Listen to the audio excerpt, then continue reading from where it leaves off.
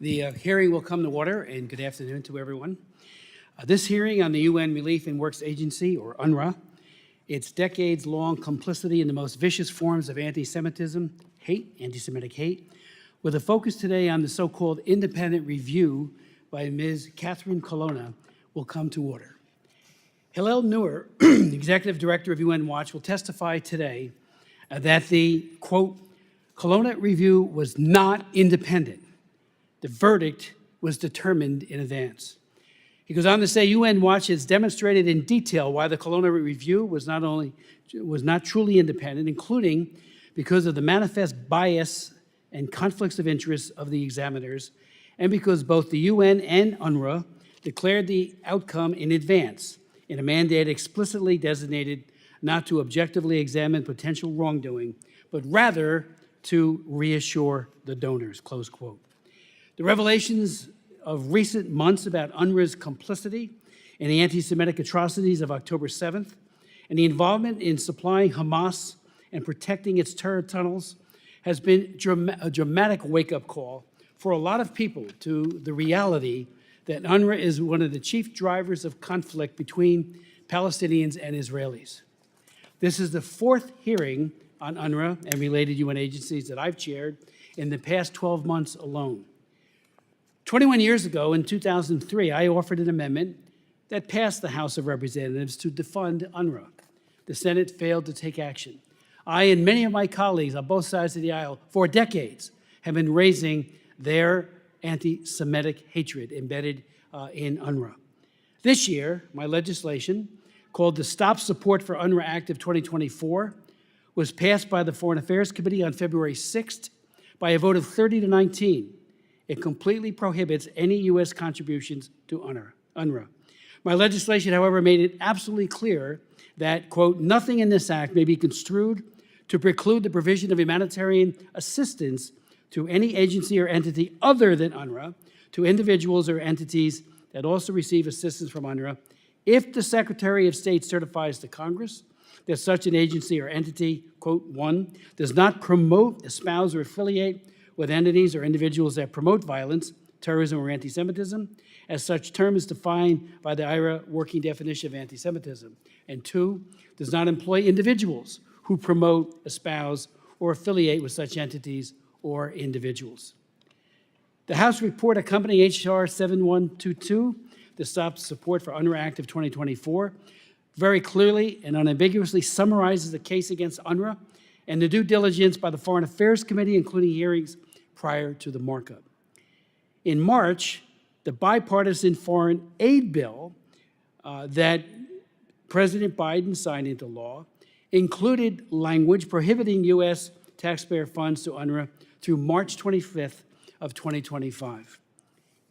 Before the prohibition took effect, however, the Biden administration was already contributing nearly 30% of UNRWA's budget, about $1 billion. There is a pause. We don't know exactly what that means. We've been asking questions to try to determine what monies have flowed post-October 7th. But this progress, especially with the foreign aid bill, would not have happened without the hard work by a lot of people, including Chairman Mario Diaz-Balart, the chairman of the Foreign Ops Committee, and many of whom are in this room, most outstandingly by some of our witnesses. All three of you witnesses have made such an amazing, had an impact on what we do up here on Capitol Hill. You have worked tirelessly to research, document, and educate the world on UNRWA and its real relationship with terrorism, and as the major obstacle to peace between the Israelis and the Palestinians. So thank you, Mr. Lindsay.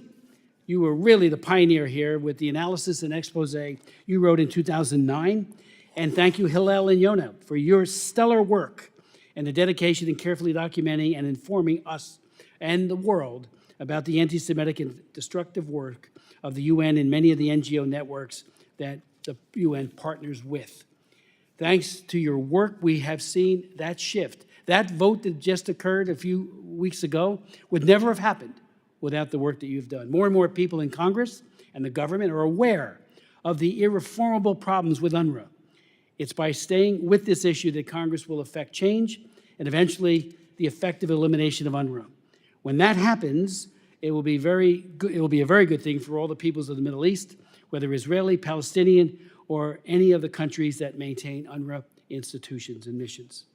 Our agenda for this hearing today is basically twofold. First, we have to examine the Colonna report, which was set up solely to whitewash UNRWA's record, and second, the U.S. funding to organizations other than UNRWA, which are affiliated to terrorists or otherwise promote violence against the Israelis. Regarding the Colonna report, it was in response to growing criticism of UNRWA, as well as the Israeli government's announcement that it had evidence that UNRWA employees had participated in the atrocities on October 7th, that the UN announced an independent, so-called, review of UNRWA. The mandate of the review, however, was restricted to UNRWA's neutrality procedures in order to avoid going into UNRWA's obligations to be independent and impartial, where it would have been impossible to hide its grotesque failures. Secretary General Guterres appointed Catherine Colonna, a former French foreign minister, to lead the review. Colonna has a long history of support for UNRWA and hostility towards Israel. Ms. Colonna tapped 3 organizations to conduct the review. All of them have similar histories, including of throwing defamatory accusations such as genocide and apartheid at the State of Israel. Senior officials connected to the report repeatedly stated that their goal was to, quote, reassure donors and to provide the donors with further cover. Yet the report is still interesting as another side of changed times. The authors felt it necessary to make some concessions and admissions. Most of the 50 recommendations are strictly small ball items to remedy management deficiencies, which already have been repeatedly brought to the public attention by our witnesses and other watchdog groups and ignored by UNRWA for decades. Yet the Colonna report concedes that UNRWA does not vet employees for connections or sympathies with Hamas or Islamic Jihad. The Colonna report concludes that UNRWA is irreplaceable and indispensable. As Mr. Lindsay says in his written testimony, it is simply not true that UNRWA is irreplaceable. In every UNRWA field of operation, the local authorities provide services to those of their residents who are not defined as Palestinian refugees by UNRWA. These local authorities, if UNRWA resources eventually were transferred to them, would simply expand their operations, close quote. UNRWA, the UN Relief and Works Agency, was set up to provide, by way of background, in 1949, to provide aid to refugees. 74 years later, it has kept going by the UN General Assembly. There are few signs of the original refugees left.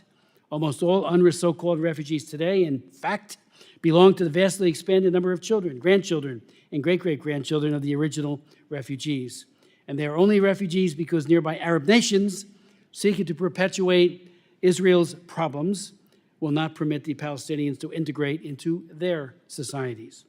UNRWA textbooks, curricula, summer camps, official media all exist to perpetuate the problem, inflaming them with hatred of Israel and the ideology of returning to their ancestral villages, where they will continue to wage war on Israel. UNRWA, make no mistake about it, is an incubator of hatred, and it is a child soldier factory. Aspects of its propaganda are so twisted, I won't describe them here, but its publicity available materials encourage children to martyrdom as suicide bombers, the worst form of child abuse. UN Watch has published many pages of documentation on over 100 UNRWA teachers and their Facebook pages inciting to anti-Semitism, and praise to jihadi terrorism makes grim reading. UN Watch has also revealed that how, quote, as soon as news of the horrific slaughter broke, which was the live streamed on social media by some of the terrorists, the United Nations Relief and Works Agency staff immediately celebrated and justified it on Facebook, close quote. UNRWA bears a heavy moral responsibility for the perversity we saw performed by Hamas in its October 7th invasion of Israel. I think the best thing for Palestinians and Israelis would be for the U.S. to pursue a two-track strategy. First, continue down the path of prohibiting U.S. funding to UNRWA, and that is the path that the Trump administration took in 2018, and that my legislation reestablished after the Biden administration restored it in 2021, and then the full House, Democrat, Republican alike, passed the legislation that continued that and made it law. Second, the U.S. should develop alternative ways to deliver aid to Palestinians.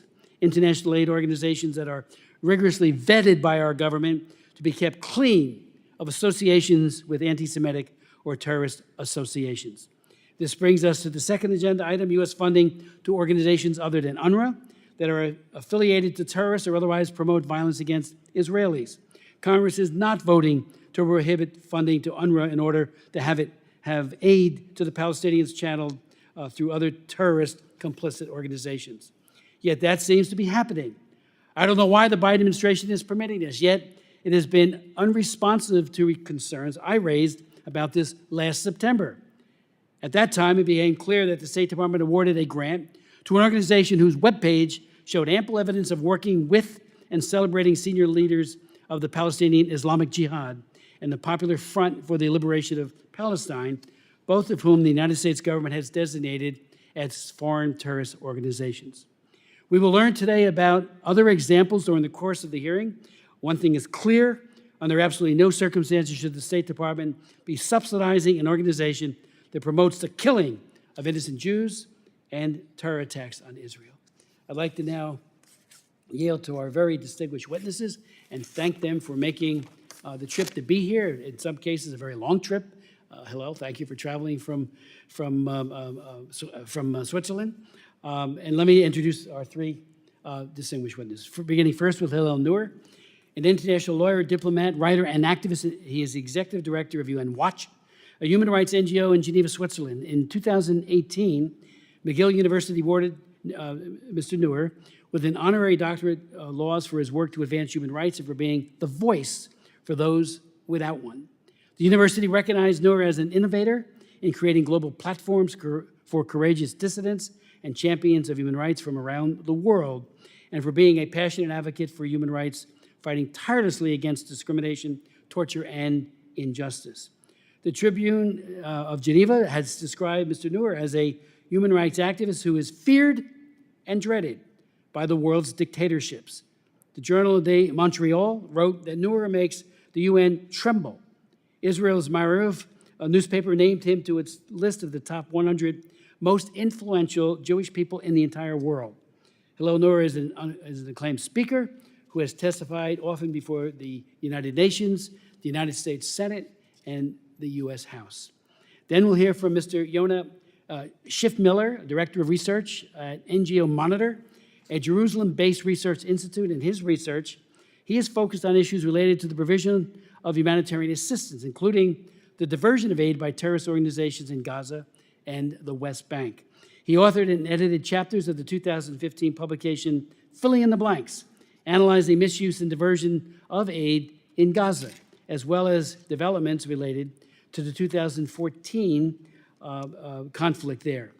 Yona also researched and has written on the nexus between terror-linked NGOs and UN agencies, as well as the relationships between these organizations and donor governments. He has testified before the Israeli parliamentary committees addressing aid diversion, anti-Semitism on U.S. campuses, and other developments related to NGO-sponsored BDS initiatives. And I want to thank him for flying in from Jerusalem to be with us today. And then we will hear from Mr. James G. Lindsay, former General Counsel for UNRWA. I'll say that again, former General Counsel for UNRWA, and a former visiting fellow at the Washington Institute for Near East Policy. He has served as a trial attorney and senior attorney advisor in the criminal division of the U.S. Department of Justice and as the Force Counsel and the General Counsel of the Multinational Force and Observers. And without objection, all of your full resumes will be made a part of the record. Each of you very, very distinguished and learned, and we are grateful that you're here providing your inputs. Mr. Neuer, the floor is yours. Chairman Smith, thank you for inviting me to testify at this important hearing. It means a lot because there are others who seek to disinvite me. Indeed, here in Washington on Monday, I was invited and a confirmed speaker in a panel debate at the Stimson Center. One of the witnesses who was scheduled to appear here, Andrew Hyde from the Stimson Center, is one of the panelists at that debate. It's a debate about allegations of bias at UNRWA. And the panelists are William Deere, the U.S. representative of UNRWA, who's a professional lobbyist, and a former Jordanian official, and someone from the Stimson Center. I was a confirmed speaker as well. And suddenly I received an email several days ago informing me that I was disinvited.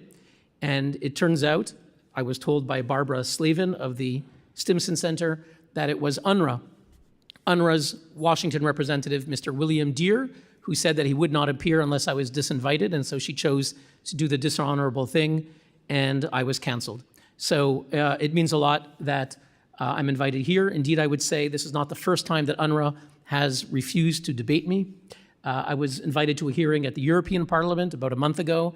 UNRWA was invited as well. They receive more than 100 million euro a year from the European Union. They declined to appear. So UNRWA is trying to cancel me, but the US Congress, and under your chairmanship, we are able to share the truth. So I appreciate that. Now, what I would have told the panelists at this debate here in Washington on Monday is the following. The Colonna report, which was released just a couple weeks ago, is, we're told, an independent audit that has given UNRWA a clean bill of health, exonerating the agency of all charges of its ties with terrorism. This headline was repeated around the world and was used by several countries to reinstate funding. There's one problem, though, Mr. Chairman. These claims are completely false. Let's examine each one. First, as you intimated, the notion that this was an independent audit is questionable at best. We know first how it began. This began by UNRWA itself. The Commissioner General of UNRWA, Mr. Philippe Lazzarini, decided in January, it's actually before the revelations of UNRWA employees engaging in terrorism, but in response to our revelations and some others about UNRWA incitement on social media, on the Telegram chat group of 3,000 UNRWA teachers that we exposed who celebrated the October 7th attacks. In response to all of these, Commissioner Lazzarini decided to initiate some kind of a review. And when doing so, he told the press that these claims about UNRWA's terror ties were, quote, disingenuous, politically motivated, and constituted a, quote, smear campaign. So the same head of UNRWA, who was setting up the inquiry at the same time, he characterized the allegations as a smear campaign. In doing so, he irreparably tainted the credibility of the inquiry. Now, he went on to select particular individuals. He selected Catherine Colonna, the former foreign minister of France. That's not accidental that he chose her, just because just weeks earlier, she had tweeted a message out to him, to the public, praising UNRWA and saying how their work is more necessary than ever. This is days after we exposed the terrorgram, 3,000 UNRWA teachers in a group that celebrated the October 7th attacks.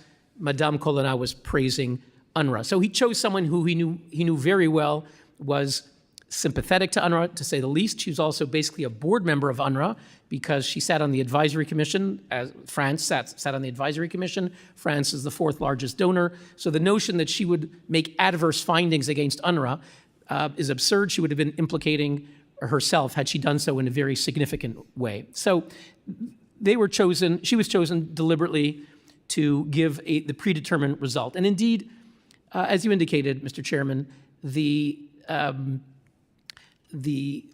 heads of the United Nations and of UNRWA told us exactly, they said it in their own words, what the report was all about. Indeed, the former spokesman for UNRWA, Chris Gunnis, who now acts as a surrogate, he appeared on Al Jazeera and he said the following. He said that the report by the former French foreign minister, quote, will provide the donors with further cover if that's what they need with their own internal constituencies to resume funding for UNRWA. So he said the quiet part out loud. And then the Secretary General's spokesman said the point of the report is to, quote, reassure the donors. And indeed, Colonna herself said that the point of her report was to allow donors to regain confidence where they have lost it or when they have doubt. So the whole point, it was fixed, Mr. Chairman. The Colonna Review Group from the beginning was fixed. I'll just mention briefly the other members. There were 3 Scandinavian institutes that were chosen. None was chosen by accident. Each of them is an ardent supporter of UNRWA. Groups that have accused Israel of genocide and apartheid. And, you know, there's one group called the Christian Michelson Institute.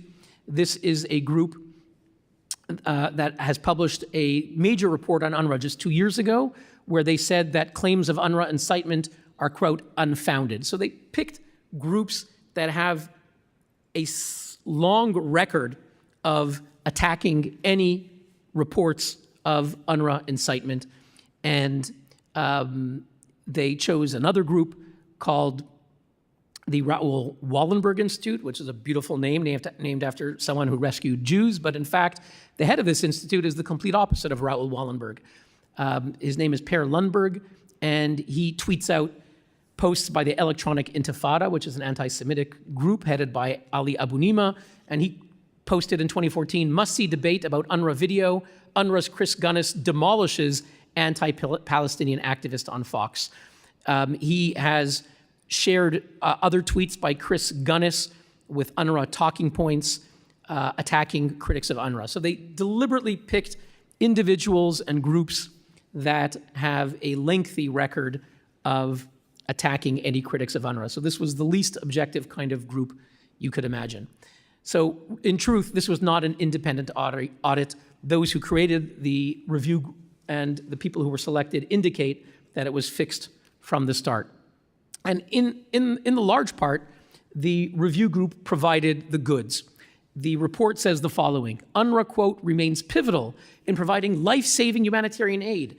UNRWA is irreplaceable and indispensable, a humanitarian lifeline. Mr. Chairman, we didn't need to have an independent review group of the French foreign minister and 3 Scandinavian institutes to produce those lines. Those words are the official UNRWA talking points. We have a video coming out soon where you will see dozens and dozens of ambassadors and other public officials, including sometimes from the US State Department, parroting these lines: life-saving, irreplaceable, lifeline, indispensable, over and over and over again. These are the UNRWA talking points. So to read the Guardian headline, Mehdi Hassan, who's an anti-Israel columnist on May 2nd in The Guardian, he used these words and this report to attack critics of UNRWA. He said, it shows the critics were all wrong, all spreading lies, all peddling Israeli propaganda. So this is how the report was used.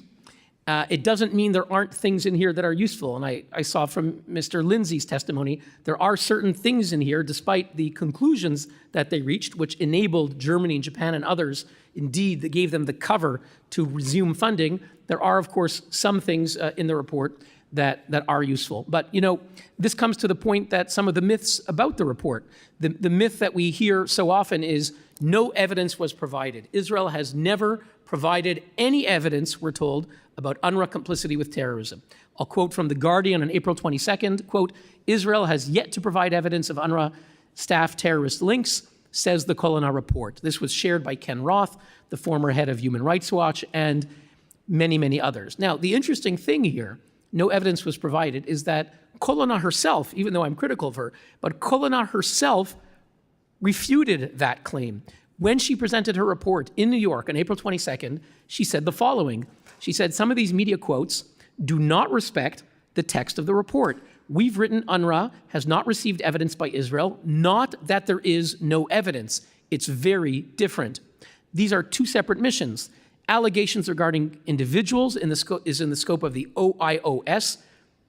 That's the oversight agency. It's under their mission, she said. It's not the scope of our mandate. And she said it's no surprise that Israel did not provide evidence to UNRWA because it doesn't owe this evidence. These are her words. It doesn't owe this evidence during the OIOS investigation to UNRWA, but only to the OIOS. So even though Colonna herself said that it's perfectly normal that Israel didn't give you the evidence to UNRWA, and they are giving it to OIOS, and Israel is cooperating, she said, with OIOS, which has returned to Israel a second time, and is investigating not only 12, but even more alleged UNRWA perpetrators.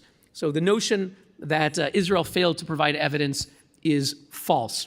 Now, the other conclusion that they provided in the report that and I'm quoting here, UNRWA has established a significant number of policies, mechanisms, and procedures to ensure compliance with a more developed approach to neutrality than any other similar UN or NGO entities, end quote. Really, Mr. Chairman, UNRWA is the best agency in the world, we're told, when it comes to compliance, when you and I know, and anyone who's seen the evidence know that the truth is the complete opposite. And when I read this, I thought, as others have, of Stalin's constitution. The truth is that Stalin's constitution, if you read the provisions, there are dozens of articles in the Soviet Union constitution that speak about direct election and freedom of conscience and all kinds of freedoms. But the reality was the complete opposite. You know, he adopted this constitution in 1936, right before the Great Terror, the Great Purge. The reality was the complete opposite in the Soviet Union. And yet it was proclaimed when his constitution came out as the most democratic in the world. That was the Soviet propaganda line. So the fact that UNRWA may have all kinds of procedures and mechanisms may entirely be true. But you and I know, Mr. Chairman, that the reality is the complete opposite. The reality is that we just saw days ago UNRWA vehicles driving around in Gaza next to gunmen, terrorists, coming in and out of the UNRWA vehicles. We know that it wasn't that long ago, a couple of months ago, when Israel exposed a terror tunnel directly underneath UNRWA headquarters in Gaza, and the terror tunnel had computer servers. It was a Hamas spy center, computer servers with electric cables going directly from the terror tunnel, from the Hamas computers into UNRWA headquarters, getting their electricity directly from UNRWA. And when Mr. Lazzarini in February was asked about this, his response on Twitter was, quote, "We do not know what is under UNRWA's headquarters. We do not know what's under UNRWA headquarters." But Mr. Chairman, a week before, the Wall Street Journal reported that 10 years prior, in 2014, folks at UNRWA had noticed that the parking lot was sinking. The parking lot was sinking. No one said anything. They knew exactly what it was about, but everybody knew. Wall Street Journal. No one said anything, everyone was silent, but everyone knew. Of course they knew. The only major construction project in Gaza was hundreds and hundreds of miles of terror tunnels. Next to my house in Geneva, they were building a massive tunnel for a train. We knew about it for a few years. Everyone at UNRWA knew what was going on, but everyone was silent. So the UNRWA line that they had no idea is simply not credible. No evidence of UNRWA terrorism. We exposed in January the 3,000 UNRWA teachers who belonged to the Terrorgram group that celebrated the October 7th attacks. We've exposed for 9 years, we've exposed UNRWA teachers and school principals who regularly praise Hitler, people like Elham Mansour, a teacher in Lebanon, who said, "By Allah, every Muslim must slaughter the Jews." She's an UNRWA teacher. Now, these aren't a few bad apples. UNRWA said it's a few bad apples. I'm just going to mention a few people. There's Su'ail al-Hindi. People think that the head of UNRWA is a nice Swiss guy named Philippe Lazzarini, and he's a great, very effective spokesperson telling lies about UNRWA. The truth is, I don't think he has any idea what's going on at UNRWA. He doesn't run things. The people who run things are people like Su'ail al-Hindi. He was the chief of the UNRWA staff union in Gaza for years, and in 2011, when UNRWA was embarrassed and suspended him, he mobilized Hamas. He's actually a member of Hamas. He was suspended because of his relations with Hamas. Hamas mobilized 8,000 UNRWA teachers. The entire staff of UNRWA went on strike in Gaza for months. They shut down 243 schools. 220,000 students were out of school to rally for months behind a Hamas Politburo member.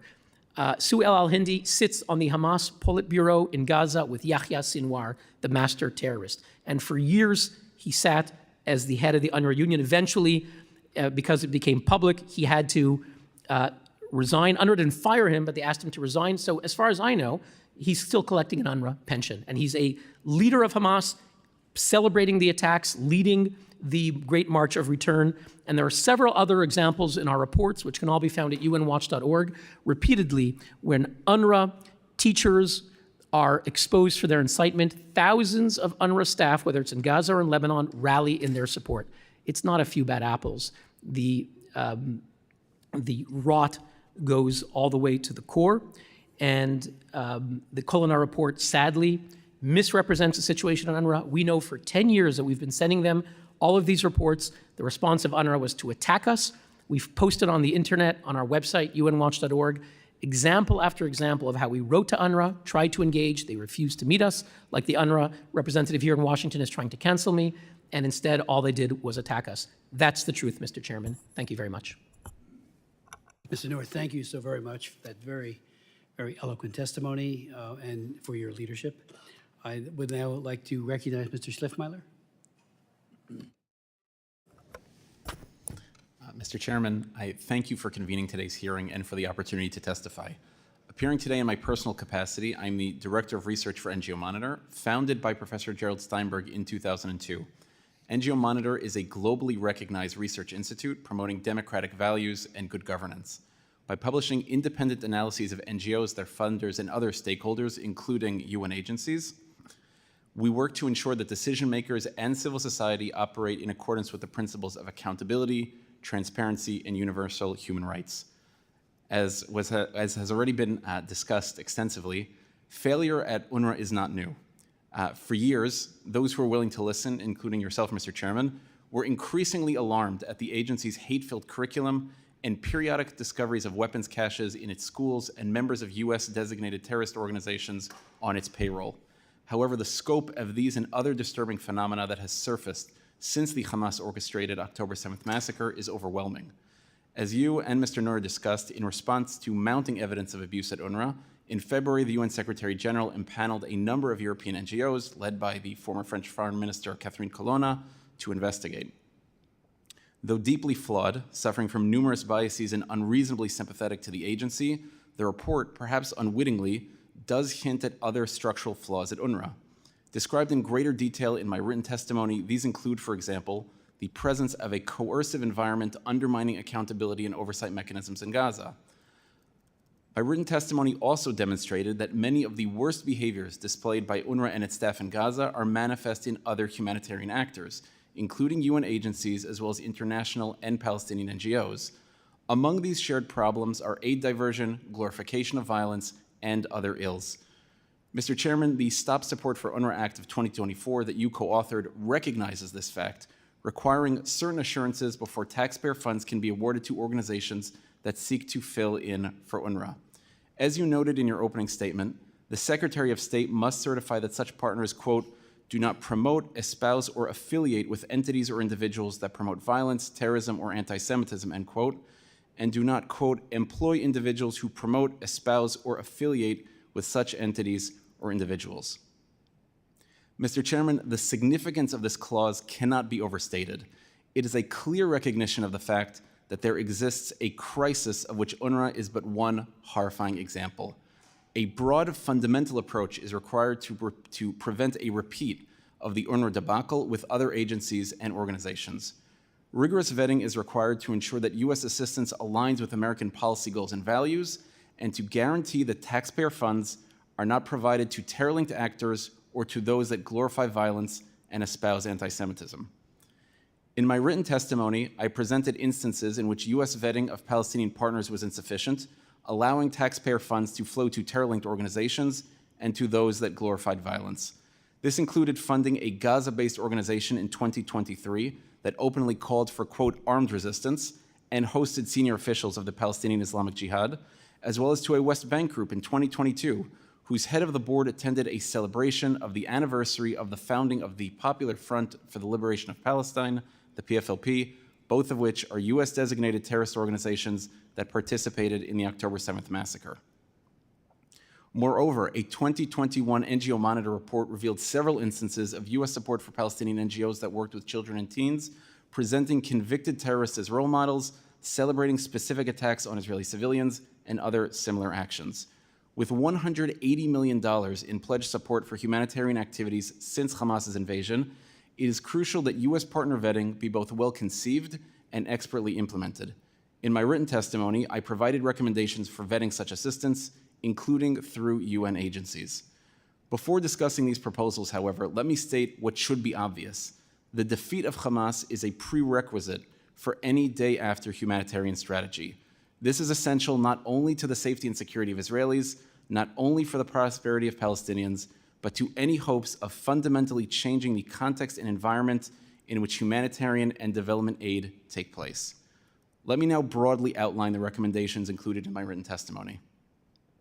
Firstly, partner vetting must include an independent review of publicly available information regarding an entity's activities and statements and those of its key officials as they pertain to supporting US designated terrorist organizations, glorifying violence, or promoting anti-Semitism. The U.S. should assist in UN reform, ending the practice of UN agencies that fund, partner with, or solicit information provided by terror-linked NGOs and by organizations that support violence and anti-Semitism. Minimally, the U.S. should ensure that U.S.-funded agencies do not partner with such actors. Until sufficient and effective reform of UN mechanisms is implemented, U.S. contributions to the UN or to UN-coordinated NGO activity should include robust vetting standards to ensure that taxpayer funds are safeguarded from such organizations. Moreover, the U.S. should insist that relevant federal terror designations are applied to vetting partners on any UN project involving U.S. taxpayer funds. Lastly, U.S. funding should be awarded transparently, including the publication of the names of grantees and implementing partners, as well as the amount of funds awarded and descriptions of the projects that they are advancing. Simply put, Mr. Chairman, robust vetting must serve as the bedrock of U.S. funding to the West Bank and Gaza, especially as Congress considers its post-UNRWA engagement in the region. I thank you again for the opportunity to testify, and I look forward to your questions. Thank you so very much for your testimony and for your leadership. And again, from your reports, past and present, we've been able to act on many of those, raise it with the administration. So again, I want to thank you for that. Mr. James Lindsay, the floor is yours.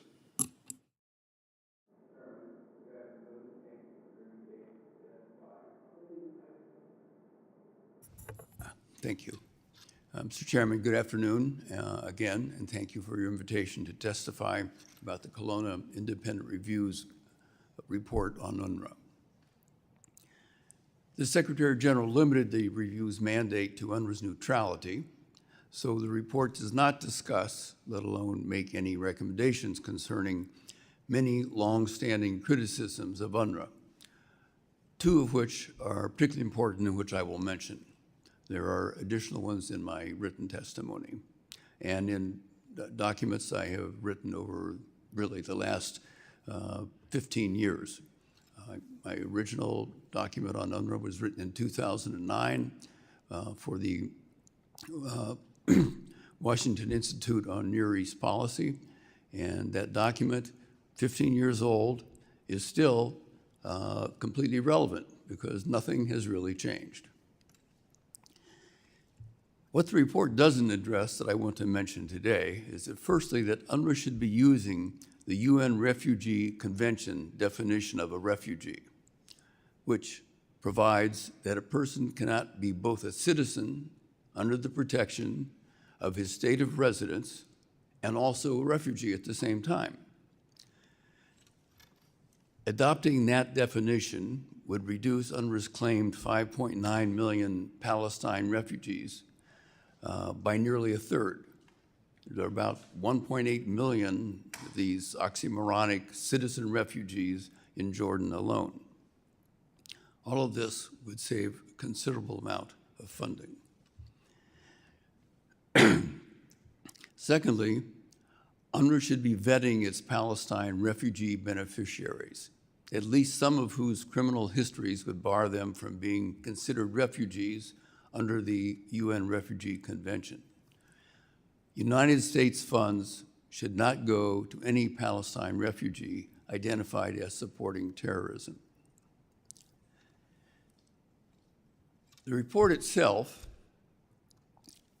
even though its recommendations were limited to aspects of neutrality, and even though, as we've heard from previous speakers, that the review group itself was not 100% neutral, the report still came up with 50 recommendations, the majority of which, by my own count, approximately 37, reflect obvious deficiencies, obvious management deficiencies, things that, like the need for training, better coordination with other agencies, better enforcement of rules, employing more women as managers, things that any competent management team would have long ago addressed without prodding from an independent review.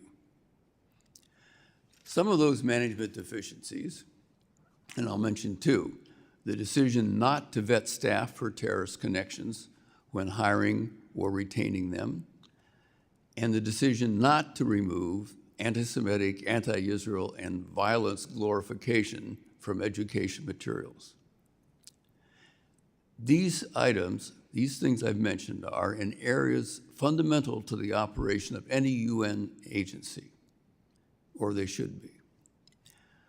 Moreover, these same issues have been brought to the attention of UNRWA's management repeatedly and over a period of literally decades. I was not the first person to write about some of these things, and I wrote 15 years ago. Yet these same deficiencies have remained unfixed, unattended to, and still had to be noted in the Kelowna report. In short, the recommendations in the Kelowna report reflect both a lack of competent management and a decades-long willful obstruction of some fundamental reforms. They thus constitute a damning indictment of UNRWA's current and past leadership. There is a remark in the report, which has been mentioned here already, that was made in passing and that led to a media misconception regarding certain Israeli allegations. The report specifically noted that Israel made public claims that a significant number of UNRWA employees in Gaza are members of terrorist organizations, but Israel has yet to provide supporting evidence of this. That quoted statement has been widely interpreted by the media to mean that UNRWA does not employ significant numbers of terrorists and/or terrorist supporters. That interpretation is certainly wrong. The Israeli accusations regarding the 13,000 or so UNRWA staff members in Gaza were that about 1,200 of them were Hamas members and about 6,000 of them were related to Hamas members. Those accusations actually ring true, given two well-known facts. Firstly, Hamas has significant support amongst the people of Gaza. For instance, a March 2024 poll by a reputed, well-reputed Palestinian pollster indicated that about 40 to 60% of Gaza residents are supportive of Hamas. Secondly, taking that pool of workers, for this is where UNRWA draws its employees in Gaza, UNRWA makes no effort to exclude from its hiring process persons with Hamas connections or sympathies. Other things being equal, from those two known facts, one could reasonably assume that approximately 40 to 60% of UNRWA's 13,000 Gaza employees are in fact supporters or members of Hamas, which is not that different from what the Israelis alleged. After the horrors of October the 7th and the subsequent revelations concerning UNRWA staff participation in those horrors, the decades-long discussion about how can we finally force reforms on recalcitrant UNRWA has, in many cases, moved on to the question, do we really need such an incompetent and malfunctioning agency? Speaking directly to that subject, as other speakers have mentioned, the Kelowna report mirrors the views of UNRWA and the UN Secretary General, stating, in one case, UNRWA is irreplaceable and indispensable to Palestinians' human and economic development. Yet it is simply not true that UNRWA is irreplaceable. In every UNRWA field of operation, the local authorities provide services, including things like health and education, to those of their residents who are not defined as Palestine refugees by UNRWA. These local authorities, if UNRWA's resources and responsibility for Palestine refugees were transferred to them, could simply expand their operations. If an adjustment period were necessary, other UN, international, and NGO organizations could provide temporary assistance with what were formerly UNRWA's responsibilities. The bottom line, UNRWA is replaceable, and given the Kelowna report's revelations that UNRWA's leadership is both incompetent and willfully obstructionist of fundamental reforms, UNRWA should be replaced. There are only three ways to bring an end to UNRWA's operations. The General Assembly, which created UNRWA by a resolution, could officially end it the same way. As UNRWA is almost wholly financially dependent on donations from mostly Western governments, those donor governments could halt their funding. And thirdly, lastly, a host state, such as Lebanon, Syria, Jordan, or Israel, could refuse UNRWA access to territory under its control. As a practical matter, we know the General Assembly will not take action to end UNRWA's mandate. But a halt in donor funding, combined with a refusal to allow UNRWA access to one or more of its fields of operation, would, as a practical matter, end UNRWA's mandate in those fields of operation. The current situation, in conclusion, is that the U.S. is prevented by law, as you've mentioned, Mr. Chairman, from donating funds to UNRWA until next March, and has been transferring aid funds to other international organizations in Gaza. And Israel seems to be decreasing UNRWA's access to Gaza in favor of other aid providers, such as the World Food Program. Thus, whether by design or by accident, at the moment, the U.S. and Israeli governments seem to be working together to accomplish a desirable outcome, a Gaza freed of terrorist control and a Gaza provided aid via organizations that are less likely to be compromised by terrorist supporting employees. With that in mind, the U.S. halt to UNRWA funding should be extended beyond the present expiry date of 25 March 2025. With any U.S. aid to Gaza being delivered by other organizations. Mr. Chairman, that concludes my remarks. I thank you again for the opportunity to testify today, and I look forward to any questions you may wish to direct to me. Mr. Lindsay, thank you so very much. And maybe I could just ask you, you were the general counsel, the top lawyer for UNRWA, and obviously you saw things that you didn't like, and now you are speaking out very powerfully against continuing funding to them. Maybe, especially so the record is clear, could you give us some insights as to what you saw that caused you to have a change of heart? There were a number of things that occurred that concerned me. It mostly had to do with things, for instance, I remember being concerned about a requirement from the State Department. There is a Section 301C, which requires every year, or did when I was in Gaza anyway, a representation, a statement from UNRWA that it had done everything possible to avoid money being provided, funds being provided to support people who were receiving military training or who were otherwise involved with terrorist organizations. That's not the exact language, but that's the essence of it. And I complained about this because we, meaning UNRWA, were doing this every year, and yet it was quite clear we were doing almost nothing to identify such people. We did not ever ask anyone if they were members of Hamas or members of any terrorist organization. One of the Commissioner Generals when I was there actually made a statement, which was published in Canadian media, saying, yes, I know we have Hamas people working for us, but it's not something we worry about. That sort of thing concerned me.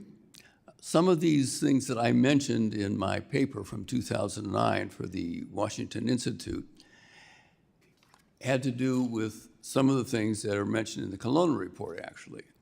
And they did not change. I mentioned them to management, but the situation in UNRWA was not receptive to things that were at all critical of what was being done already.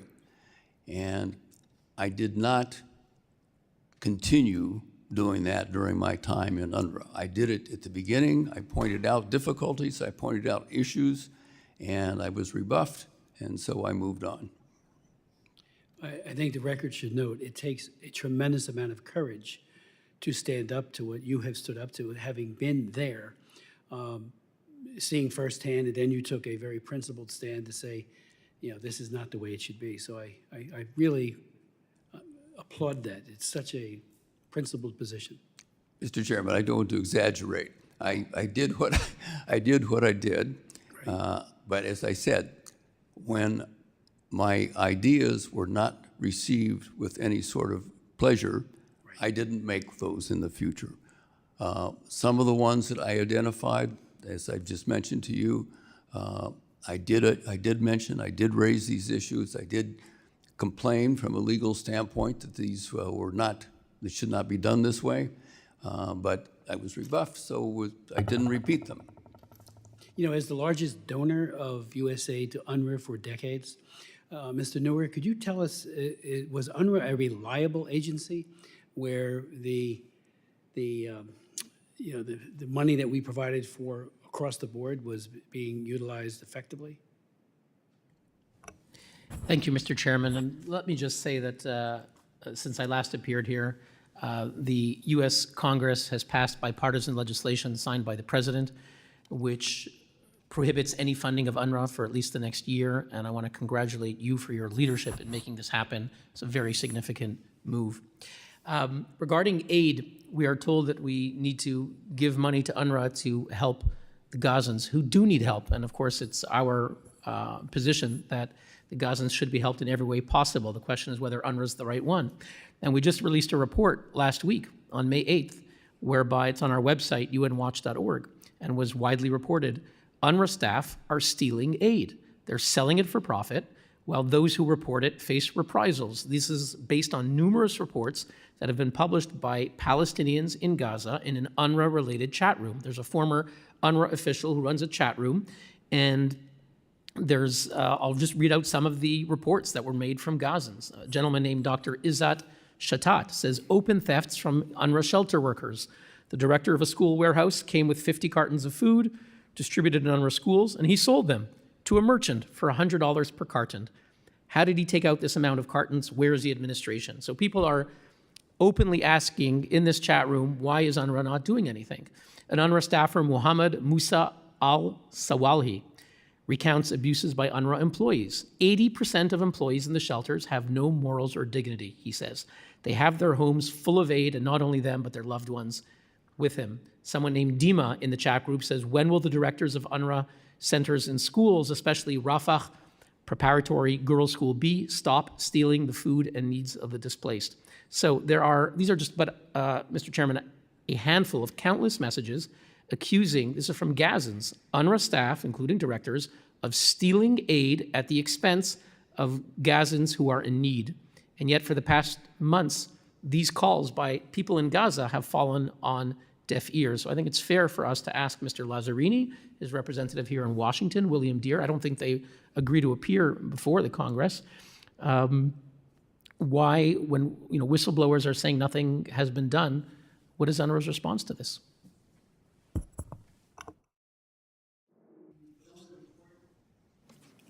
Which I've read very carefully, as you have as well. In the reporting and intake of allegations, I was struck by what seemed to be very laudatory language, but it lacks credibility, that all UNRWA staff and personnel have an obligation to report misconduct and, in turn, a right to be protected from retaliation from such reports. You just talked about petty theft, which when somebody is starving, taking food out of their mouth is a very serious thing. But here we're talking about other kinds of, the gross anti-Semitism, which UNRWA is known for decades, especially recently. It said there were 21 alleged breaches per year. And I looked in vain in this entire report to see what, who made the allegation. It's almost like, turning yourself into the IRS, the Internal Revenue Service. Do you think someone's going to do that? If they bring an allegation, what happens? Do they get visited by someone who, from Hamas? What happens? There's nothing in here to indicate the disposition of these cases and whether or not there's an encouragement for whistleblowers. And just as a matter of historical memory, right here in this room, years ago, Dick Thornburg, our former U.S. Attorney General, made an impassioned plea. This was in the 1980s. I've been here since 1980. He said, we need whistleblowers, and we need people who will speak out to investigators when there's wrongdoing without fear of retaliation. And the UN has failed miserably in that in general. In this room, when UN peacekeepers in DR Congo were raping little kids, I went over to Goma and met with the peacekeepers, and I met with some of the victims. And then I had 4 hearings on it. And what struck me was that my 3rd hearing was, even Kofi Annan did a zero toleration of any kind of human trafficking by any of his peacekeepers, but they had zero compliance. It was one big sham. Now, fast forward back to here. Here we have 21 alleged breaches that it's at least documented in this. No idea whatsoever what became of them, how serious were they. And then you pointed out, Mr. Schiffmiller, that recent reporting has addressed the extent of Hamas's penetration into UNRWA staffing. Citing Israeli intelligence sources, on January 29, 2024, the Wall Street Journal wrote that, quote, 23% of UNRWA's male employees had ties to Hamas, and nearly half of all UNRWA employees, an estimated 49%, also had close relatives who had official ties to the militant groups, especially Hamas. I've read the Hamas charter several times. I read it on the floor of the House, portions of it, excerpts, where it says, if you see a Jew behind a rock, kill him. I mean, that is the most lethal, violent anti-Semitism. Doesn't matter who they are, a little boy, a little girl, man or a woman, kill them because they have to be Jewish. And now we have a situation where we have no idea from this report, but it makes it sound like, geez, they're on top of this. There's a reporting capacity. If we do, I would like to invite Ms. Colonna to testify here. I'd love to have her. I will. I'll send a letter and ask her to come and testify, give an accounting for the unbelievable lapses and gaps in this. And I do think it's a whitewash of the worst kind. And I am very concerned. And if you could speak to this idea of somebody coming forward, who do they talk to? Are they protected? And then what is done? And if it's found out that so-and-so said Hamas is doing this or doing that, or simple petty theft, what happens to that person? Mr. Chairman, I agree the report in too many ways does not capture the reality and seems to be indifferent to reality. Indeed, in Gaza, when time and again, and this they do address maybe for the first time in an official report, that the staff unions are often run, they say, by political parties, well, terrorists. Suhail al-Hindi is a leading terrorist. He is a leader of the Hamas terrorists, fully active in leading what they're doing in massacring Israelis. He was the head of the staff union in Gaza. So the notion that someone could report him or other teachers and school principals and not face repercussions is absurd. I have to say that one of my great disappointments with the report, we saw early on the review group, there aren't very many groups that are exposing UNRWA promotion of terrorism. It's our group, a group Impact to SC, maybe 1 or 2 others at most. And they didn't reach out to us. We were part of a mass email saying you could submit something, but they didn't meet with us. Neither Madame Colonna nor any of the 3 groups didn't bother to meet with us, didn't ask us, since we're basically the main group that for 10 years have been sending warnings about UNRWA support for terrorism, sending allegations. The natural thing would be, can you folks share your experiences? How does UNRWA respond to your allegations? They didn't contact us, and indeed we sent them a lengthy submission. It's on our website with evidence. There's no reference to it anywhere in their report. So in our experience, as you said, Mr. Chairman, the review group did not seem to be interested in really capturing the reality. They looked at superficialities, again, talking about procedures and mechanisms and policies, like the Stalinist constitution. That's not very serious. Mr. Schiffmiller, would you want to speak to that? Certainly, Mr. Chairman, I would just add that these sorts of pressures that we see, we talked about whistleblowers and the ability to come forward, and as you said, is anybody going to turn themselves into the IRS? We've seen this happen elsewhere in Gaza. It's not just an UNRWA problem. So a couple of years ago, the director of Gaza operations for World Vision, which is a multinational, very, very large humanitarian aid organization, was convicted of diverting aid to Hamas, aid materials and funds themselves.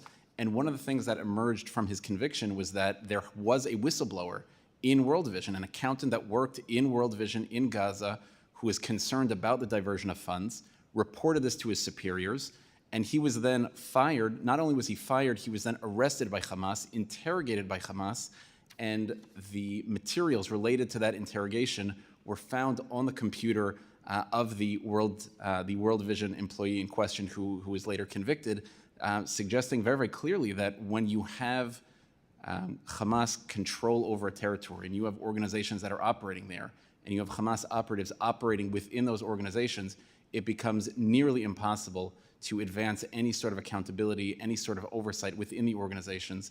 And again, this is unfortunately not an UNRWA problem, or it is a problem at UNRWA, but it's not an UNRWA-specific problem. This is something that's endemic to organizations that are operating in terror-controlled areas.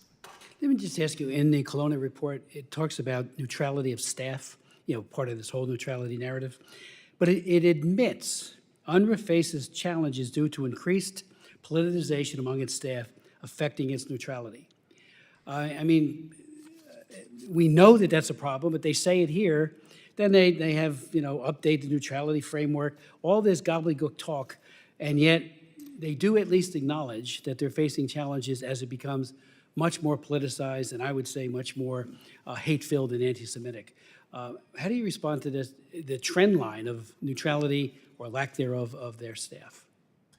Well, I think that, again, this is an issue that is related not so much to UNRWA specifically, but to the environment in which UNRWA is operating. When you have a territory that is controlled by a terrorist organization, that necessarily brings pressures on any institution that's operating there. And we see this, again, not just with UNRWA, we see this with a whole slew of NGOs operating in the West Bank and Gaza, including organizations that partner with UN agencies, including organizations that are funded by European governments. One of the best examples I think that we've come across over the last few years is a Palestinian group called the Union of Agricultural Work Committees. This is an organization whose members are, many of their members are linked to the PFLP, again, a US designated terrorist organization. Some of their members are currently on trial for their role in the murder of a 17-year-old Israeli girl in 2019 in a bombing attack. And this is an organization that has been audited independently by a Dutch organization that found dozens of members of UAWC that were simultaneously acting as terrorist operatives and members of the PFLP. As a result of that, the Dutch government has said that it will no longer fund them. The German government recently revealed that it will no longer fund them. And so this sort of just expands that phenomenon to show that when you have terrorist organizations either controlling territory or able to operate openly and freely in a territory, that will necessarily lead to all sorts of, shall we say, associations and affiliations in the civil society or the supposedly civil society organizations that are operating in that territory. In the report, it notes that in 2020, UNRWA launched a series of measures referred to as the management initiatives to reinvigorate and strengthen its management system. However, in several critical areas, such as oversight, have not been sufficiently addressed. How come we keep hearing that same refrain year after year, decade after decade? When I raised decades ago these issues, I met with the UNRWA representatives, and I got all these platitudes about how they were fixing it. And then we see time and time again, it doesn't get fixed. It actually degrades and gets worse. Why would any reasonable man or woman take any stock that this is the time? The gig, in my opinion, is up. This is a whitewash and a very cruel one because people have died. But it also, in my opinion, and I said this in my opening, I do believe that the UNRWA textbooks and the teachings in the schools, in Gaza especially, have been an incubator of hate towards for Jews and for Israelis in general, and Americans. But it's also, I do a lot on child soldiers. I wrote the Trafficking Victims Protection Act of 2000 and 4 others thereafter. I'm the prime author of those laws. We put child soldier provisions into that law. And now we see when you teach somebody to hate so strongly, are we surprised that they become very young haters of Jewish people and then child soldiers in their teens? Hillel. Mr. Chairman, the notion, again, that we can go back to UNRWA. UNRWA said they immediately embrace all the reforms. This is absurd. Nothing here is new. There are some new elements that are mentioned here, but all of these things are known to UNRWA for at least a decade, and in many cases longer before. But certainly for us, since August 2015, we have been warning UNRWA about their staff promoting terrorism and their response. I'm going to read just a few quotes from their spokesperson. When we revealed that UNRWA teachers were inciting terrorism, he says, he attacked us on Twitter, quote, UN Watch makes a fool of itself, credibility dead in the water. Will anyone believe them again? The next day, August 26, 2015, appeal to journalists. Please don't turn UN Watch baseless allegation about anti-Semitism into a he said, she said story. It's a non-story. Year after year, time and again, when we did what UNRWA failed to do, to hold to account their staff for promoting terrorism, and we saw the end result, that we have thousands of Gazans, at least half of them will be UNRWA graduates, carried out mass rape, mass murder, torture, a kidnapping of Israelis. At least half of them are going to be UNRWA graduates, and they were given these messages of hate, which we long documented. And UNRWA's response was to attack us. There's nothing in the report saying that UNRWA systematically, their leading people, attacked us for exposing promotion of terrorism.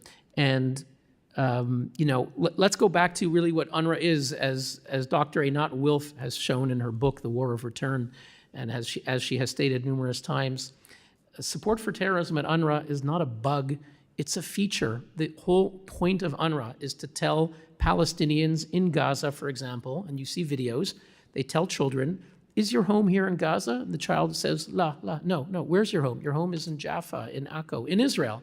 So when we, Mr. Chairman, give hundreds of millions of dollars to Gazans in cement and give them cement to build homes, hospitals, and schools, when UNRWA teaches them, your home isn't here in Gaza, we should not be surprised that they are not going to use that cement to build homes in Gaza, but to build hundreds of miles of terror tunnels, to tunnel into Israel, and to perpetrate terrorism.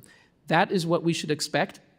That is UNRWA's narrative, and the Palestinians embrace it. Their return is not a peaceful return. We saw the Al-Aqsa flood. That is how they imagine the return, in the most violent and brutal ways. And as long as UNRWA will exist, sadly, we can expect more October 7th massacres to happen. UNRWA, the existence of UNRWA, sadly, will guarantee more grievance, resentment, hatred, and terrorism. There's an appalling lack of transparency in all of this. Let me make clear, audience members, that disruption of committee proceedings is against the law. Holding up signs or making verbal outbursts is disruptive and will not be tolerated. We were asking if the police would, John, leave it.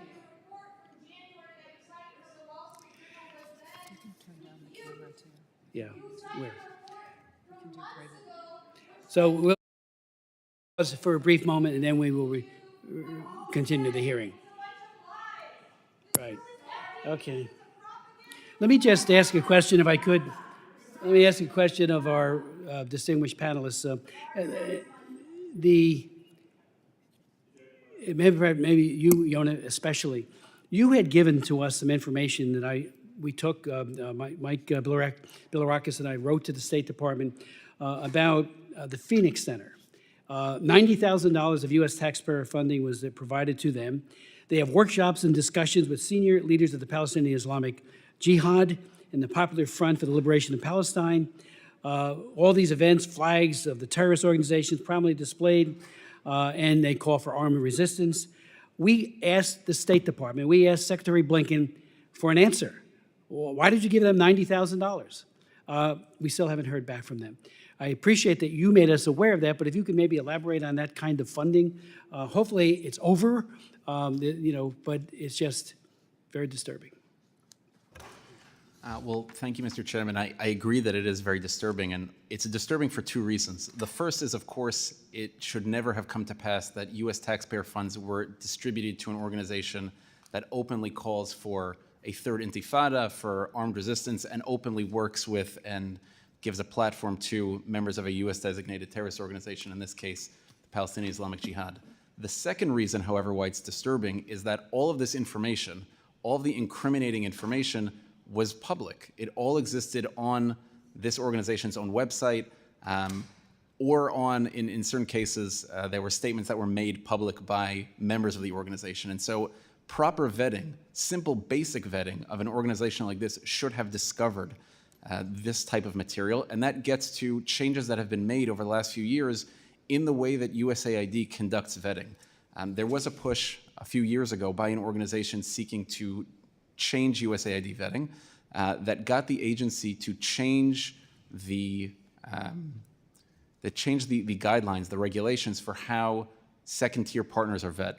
And previously, until changes were made in May of 2020, if you were a USAID-funded organization that wanted to work with a secondary partner, in order to satisfy anti-terror vetting requirements, what you would need to do is you would need to consult available public information and make a determination as to whether or not this organization was up to US standards when it came to anti-terror vetting. That standard was then changed and narrowed, made a little bit more legalistic to say all you need to do is consult the OFAC list. Now, obviously, OFAC is an important tool and an important resource in the fight against terror funding, but OFAC is looking at a very narrow set of parameters. They're looking at whether or not you're engaged in terror financing, whether or not the organization itself is producing weapons and explosives and things of that nature.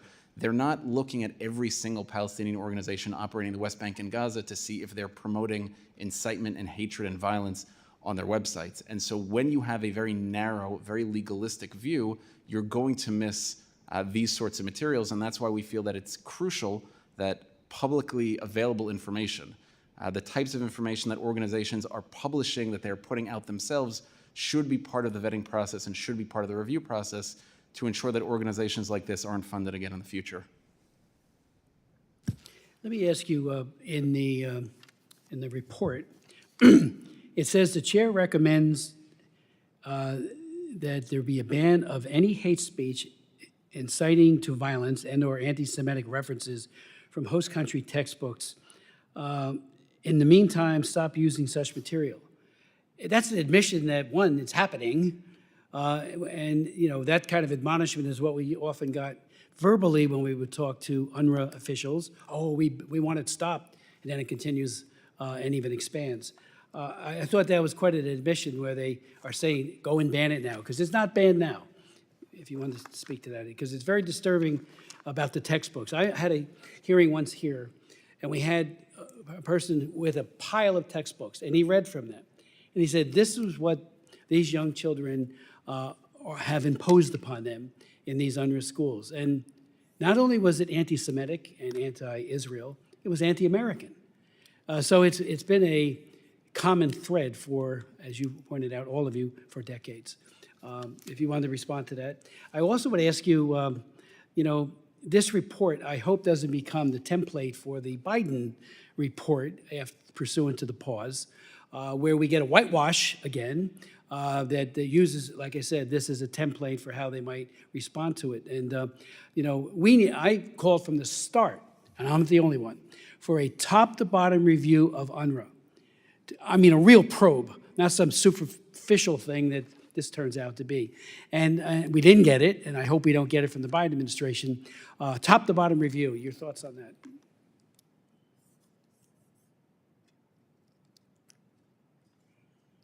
Yes, Mr. Lindsay. The issue regarding the textbooks and the material in them has been with UNRWA for literally decades, long before I wrote about it. I read all that, yeah. UNRWA has given a number of excuses for this. One of them is that they have to use local textbooks because otherwise, when their graduates go on to high school, since UNRWA does not teach high school except in Lebanon, they will be disadvantaged, which of course doesn't make a whole lot of sense since the things that are complained about have to do not with overall historical things, but with glorification of attacks, glorification of people who have committed attacks, and silly language like, this is not something I remember specifically seeing since I don't read Arabic anyway, but the things quoted were things like if you manage to kill 3 Jews, if there were 6 Jews and you kill 3, how many Jews are left? Again, that's not something that I'm taking, that's not literally in one of the books, but it's things like that, where you take a non-discriminatory thing like 6 minus 3 is 3, and you turn it into a political thing and a terrorist basic thing. And with stuff like that, that was present, and that it didn't make any sense to me that it couldn't be removed. Mr. Lindsay, in your testimony, you pointed out that the imperative to recommend not only increased vetting of UNRWA staff, but also of the beneficiaries. I'm a very strong proponent of refugee protection, and I have been for my entire career. And we know when there's a well-founded fear of persecution and all of the key elements to be found in that. But if you're an economic migrant, you're not a refugee. You're an economic migrant, and it needs. And you make that point. Could you elaborate on that? Because you talked about how that would save a substantial amount of money, because these people are not refugees. The people I was talking about are people who have obtained citizenship in the country where they are. To be fair, that is mostly Jordan, and to be fair, I think that's to Jordan's credit, because the other countries have been very reluctant to do that. Lebanon did naturalize some of the refugees. At the time, it was mostly the Christian refugees. So the ones who are left who are not naturalized are mostly non-Christians. But the point is that these states, when they give citizenship to someone and are responsible for the protection of that person, you cannot really say that that person is in danger the way a true refugee is. So it makes very little sense for a UN, quote, refugee, unquote, organization to be providing education and health care and social welfare and several other things as well to people for whom the ultimate responsibility is their country. Before we conclude, is there anything any of you, yes, gentlemen, think we may have missed that you would like to convey to the committee? Mr. Chairman, you mentioned the administration, and I was concerned that in statements made in New York and in Geneva in response to the Colonna report, we did not hear from the administration the obvious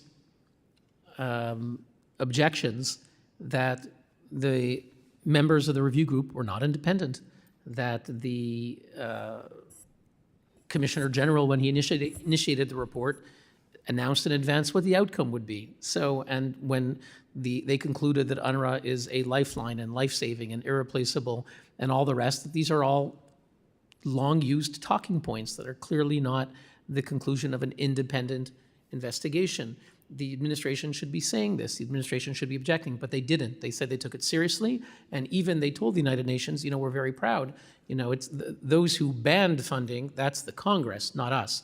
We are very proud that we pushed out $121 million early on in the year in January and gave it to UNRWA. So there is a disconnect, and I wish that the administration would take the evidence seriously. The evidence is that there is widespread support for terrorism among UNRWA staff. It's UNRWA union leaders, and that UNRWA has failed to take this seriously. UNRWA has attacked groups like ours that have exposed this, and I would like the administration to hold UNRWA to account, and instead, it's not the message that we're hearing.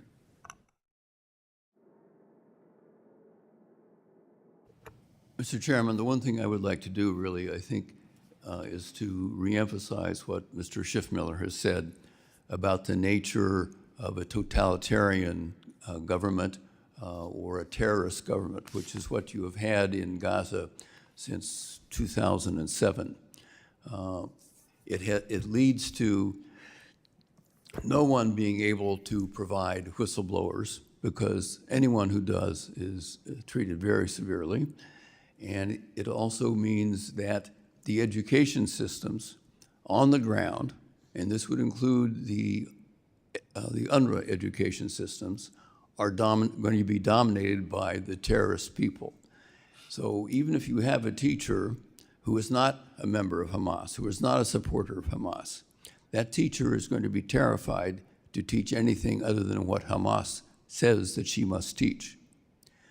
If she does what, let's say, the UNRWA people say, and the UNRWA people make these nice documents that say, this is what you're supposed to teach. If she tries to teach that, she will be severely punished by the terrorists who run everything on the ground.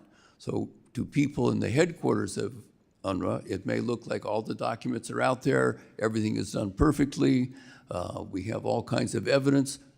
Exactly what you said about the Soviet Constitution, Mr. Chairman. It's the same thing. What happens on the ground has very little connection to these sort of ethereal ideas that people think have some meaning, but they have no meaning on the ground in a terrorist state. Thank you. Thank you. And that's from we have some media who are watching this remotely, and that's from the man who was the general counsel of UNRWA. I mean, that is so profound. Thank you. Yoni?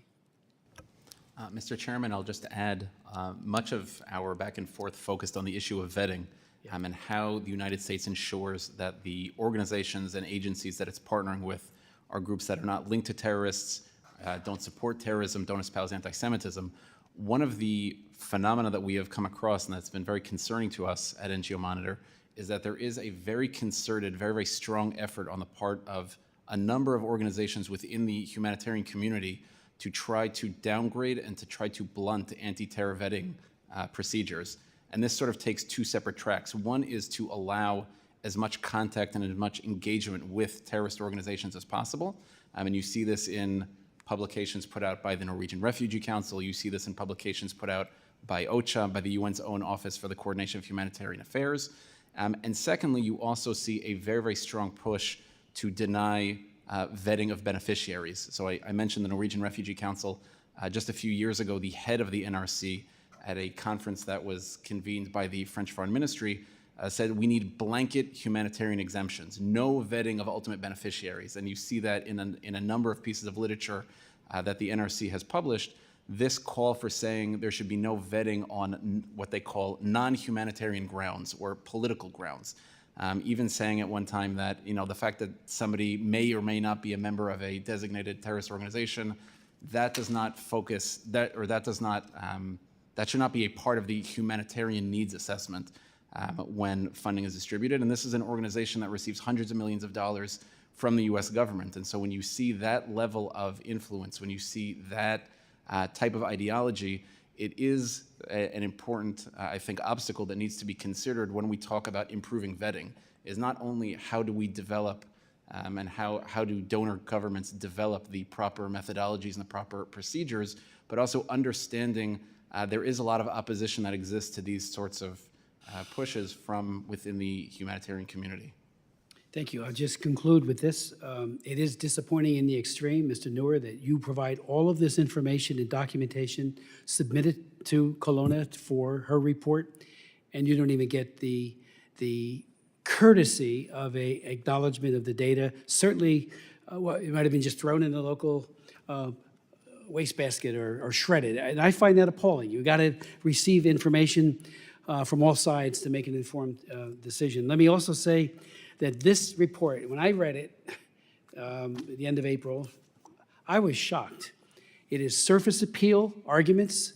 We live in a world where people are very good at spinning surface appeal argumentation. That's all this thing is.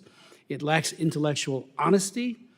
It is a whitewash, and I will invite Ms. Colonna to come and testify, and don't think there's not precedent for it. When I was fighting against the abuse by UN peacekeepers in DR Congo, I had 4 hearings. 2 of them, we had people from the United Nations come down. Jane Hall-Lute, who did a magnificent job, frankly. She had worked in our government, but then worked at the UN on trying to stop the exploitation of little children by the peacekeepers in and around Goma. So, I don't want to hear that they can't do it or they don't want to do it. We can do it right here, and I will invite her by way of letter immediately. So we will have hard questions for them. Again, no more surface appeal, no more whitewash. The hearing's adjourned.